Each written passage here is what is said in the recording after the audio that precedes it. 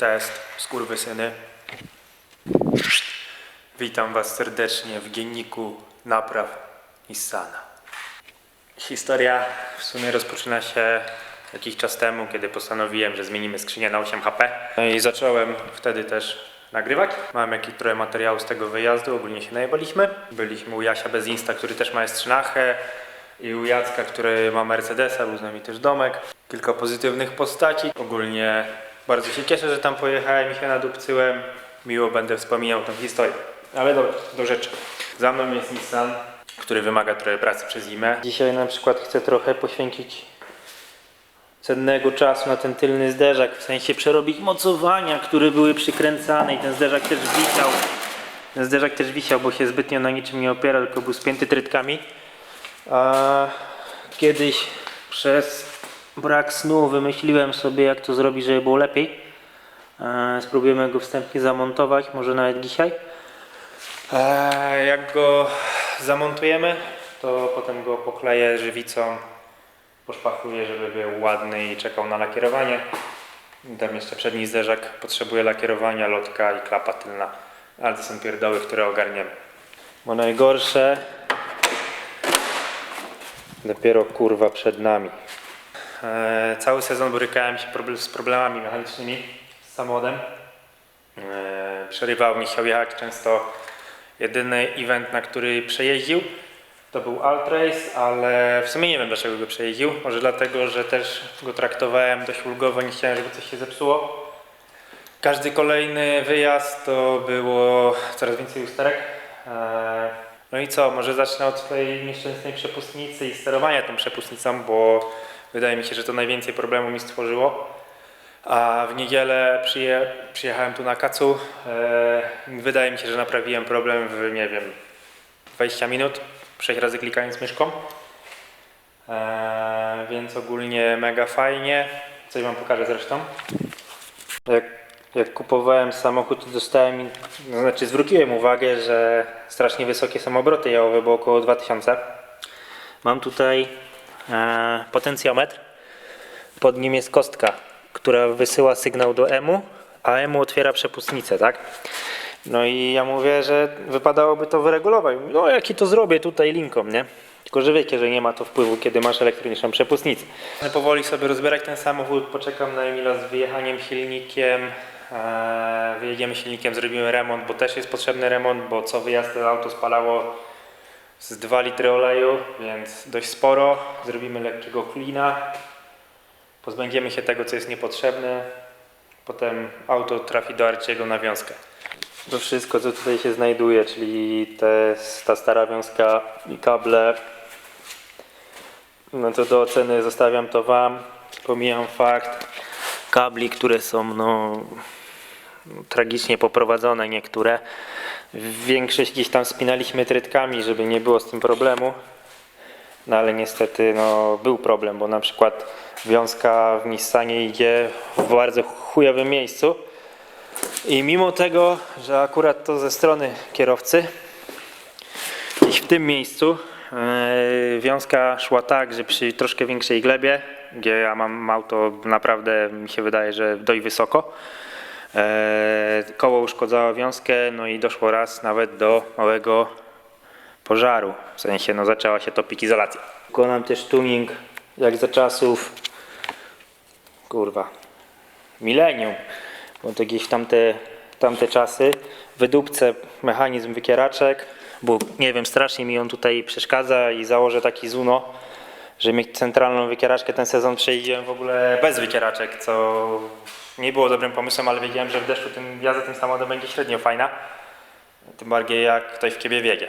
Będę też się nitro, bo według mnie na naszą jazdę to jest niepotrzebne, mimo tego, że wygląda całkiem fajnie, bo każdy kto zobaczy tą butlę, to ja pierdolę, nitro, kurwa stary, odkręcamy, kurwa jedziemy, nie? No ale nie, jebać to. I też zmora jak chuj, czyli tu jest montaż EMU. Ono było troszkę inaczej zamontowane, ale ja tu wszystko wywaliłem, bo chciałem mieć dostęp do tych kabli, jeśli coś się będzie działo.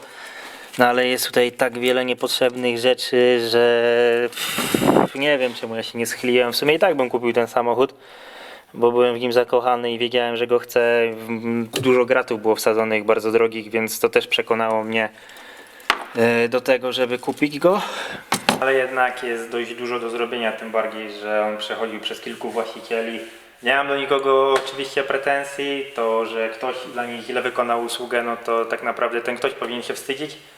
A to, że oni nie dopilnowali, to nie wiem, to już chyba, no, teraz to mój problem. Chociaż nie narzekam, bo będę miał chociaż to zrobione tak, jak ja bym chciał mieć to zrobione. Więc spoko, tak, tym bardziej nie wiem, jakieś dopasowanie, to będzie też nasz pedał sprzęgła, będzie elektroniczny oczywiście, z automatem. Dopasowanie jakichś elementów, zrobienie tego po swojemu, myślę, że to w przyszłym sezonie się uda, do przyszłego sezonu się uda zrobić i auto będzie mnie cieszyło i może wystartujemy w zawodach, bo taki jest plan. Co do samej skrzyni, to ona wcale nie jest taka duża. Jest krótka, fajnie, bo mam te oryginalne mocowania, które możliwe, że wykorzystamy. Tak samo to raczej nie, ale te tylne tak. Jest kompletna, jest z małym przebiegiem. Tam jak byłem ją kupić z chłopakami z Bolesławca, z Domkiem, to w ogóle odwiedziliśmy bardzo fajnego gościa. I tak jak zaraz zobaczycie na filmikach, on miał bardzo fajne samochody. W sumie nie chciałem nagrywać zbytnio, się narzucać, ale ogólnie stało tam M5, M6, kilka 30, bardzo fajnych, na podwórku 3.6 turbo i tak dalej. No i dzięki temu też udało się tą skrzynię kupić w fajnych pieniądzach, bo jak zaczęliśmy rozmawiać, to znaleźliśmy wspólny język. Muszę ją rozebrać, bo musimy wyciągnąć z niej mechatronikę i ją przerobić. Zamówione już jest praktycznie adapter cały. Myślę, że też będę nagrywał to, jak wyciągamy to. Ja tego nie będę przerabiał, wyślemy to do Lamika. Lamik ma płytkę, którą wlutuje i po prostu ja wsadzę tą mechatronikę już przerobioną. Potem tylko założymy nową miskę z filtrem i tak dalej. Będziemy musieli wyspawać nowe mocowania i na pewno przerobić wał. Czyli podsumowując, robię teraz mało potrzebną pierdołę, czyli montaż zderzaka na tył plus montaż takich fajnych ślizgów. Myślę, że to fajnie będzie się ten zderzak montował potem.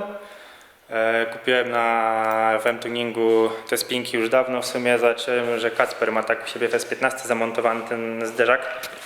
I po prostu zamiast tutaj, jak mam otwory, to będę miał to, co będzie pomalowane w kolor i myślę, że to zda egzamin. Poza tym zrobimy jeszcze mocowania na środku, żeby ten zderzak nie wisiał i powinno to dać radę.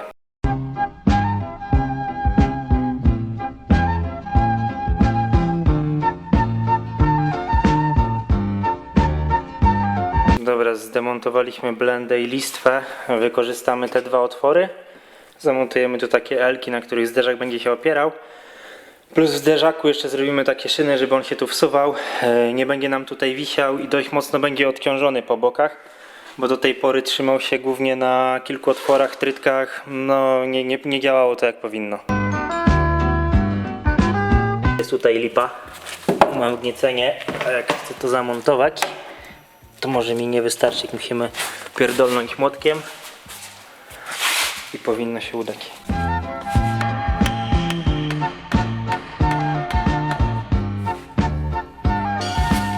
To jest oryginalne. Położyliśmy blendę na zderzaku, żeby mieć jakiekolwiek zobrazowanie tego, gdzie powinniśmy zamontować sobie tego pierdolnika. To są nasze otwory. Muszę zaraz sobie oznaczyć, gdzie dokładnie wywiercić otwór, no i powinno to działać. Otwory mamy zrobione. Jest tam trochę luzu, ale to nic, bo możemy je lekko podjąć. Poza tym chcę jeszcze tam zrobić takie wsuwane pierdolniki.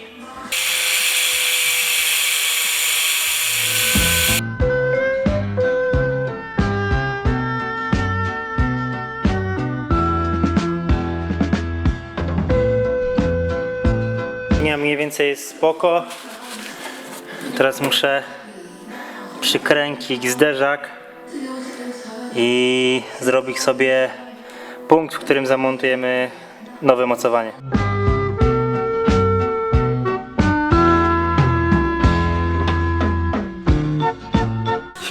Zgrzałem. Idę po miarkę. Pomierzę mniej więcej gdzie to jest. Albo gdzie ma być. Tylko najpierw kurwa znajdę miarkę, którą oczywiście przed chwilą miałem w ręce, ale dzisiaj jebłem. I teraz nie wiem gdzie jest. Zajebiście. Do dzieła.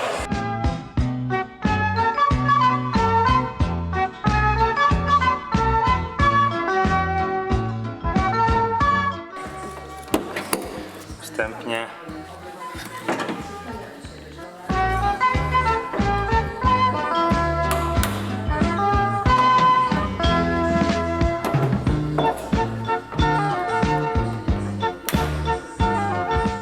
pojawił się niestety inny problem. Mimo tego, że zderzak fajnie siedzi, to jest za długi i mimo tego, że jest niby spasowany, to tutaj naciska. W sumie rozwiązanie problemu będzie bardzo proste, bo wystarczy, że body sobie wyciągnę bardziej na zewnątrz, szpary będą się zgadzały i nie będę musiał tutaj nic wkręcać. Poza tym zostawię zderzak w takiej formie jak jest póki co. Jestem zadowolony. Myślę, że będzie to jakoś pasowało. Zapomniałem o najważniejszym. Musi grać radiorandka. Znakowano okolice Leszna Rawicza w wieku 65-70 lat, 513. To ja. Ostatni judoka Dubsko. Kurwa, rońki oszek jebany. Ja już wiem, że ludzie mają więcej, ale jebać, ja mam tyle. Mi się to podoba. Mniej więcej przedstawiłem, co chcę zrobić w najbliższym czasie. Muszę i tak czekać, aż Grzesiek weźmie cały swój mess-up, poskłada swoje M2, czyli mój ziomek, z którym dzielę garaż. Bo jak zacznę wyciągać tutaj silnik, to kurwa nic nie znajdziemy. No i co? No i tyle. Esa.